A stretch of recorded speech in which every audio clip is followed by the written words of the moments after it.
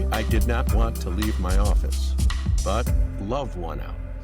I decided to brave the blizzard and make my way to Macy's to buy a gift I knew my wife coveted.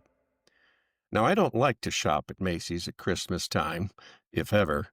It's just too big, too overwhelming, too packed with tourists, too confusing, too everything for my shopping taste. So I wasn't in the best frame of mind when I emerged from the subway ride from hell at 34th Street.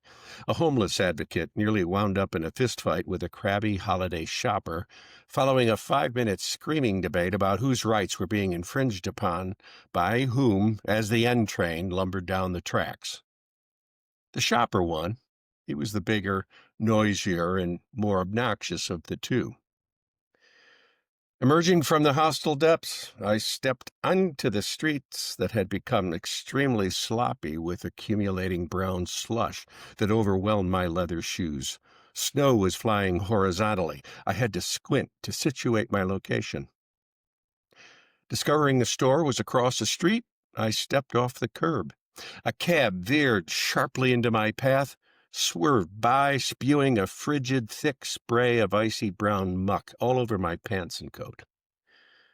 Hurrying to get out of the cold and snow, I pushed my way through the revolving doors of Macy's and discovered I wasn't the only fool to venture forth during the fierce snow. Despite the weather, the store was absolutely crammed with eager holiday shoppers, many in as delightful a frame of mind as I was. I asked several harried salespeople the location of the gift I had in mind. Half a block later, Macy's does cover a whole city block after all.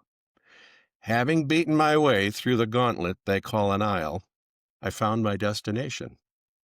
A large oval counter thick with browsing customers. I walked around the counter, found my prize in a glass case, and searched for someone who would take my money. And this was when the real holiday adrenaline began to pump in my veins. The salespeople were a hot commodity, short in supply and high in demand. With the competition for their attention fierce among us happy shoppers, I began to believe I was the true invisible man about to make a scene reminiscent of the guy on the subway. I felt my face flushing red, and I heard low guttural sounds erupting in my throat.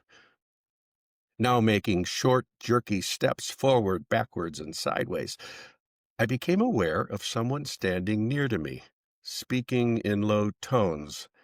Listening more closely, I realized she was speaking to me.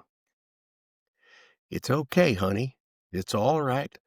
They'll find you. Just be patient. Just stand still. It's all right. They'll see you, honey. I know it. Take a deep breath and count to 10. Patience, that's the ticket. None of this matters. None of this matters at all. All this stuff doesn't matter." I turned around and found a large woman in an overstuffed coat, quietly gazing at me. Looking me directly in the eye, she said firmly, "Now listen, honey. You have to remember that none of this has anything to do with the reason for this season. All these things, they're not what's real. They look real, they seem real, but they're not real. You just stand there and be patient." The tension drained. Unsummoned, a smile crept into my face. She took a satisfied look and said, "Remember, honey, it's all about the love. Remember that." She turned and waddled down the aisle, squeezing through the mob with deliberate care, saying, "Excuse me.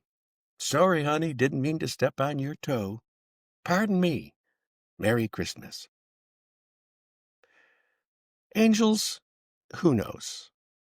I left Macy's a new man.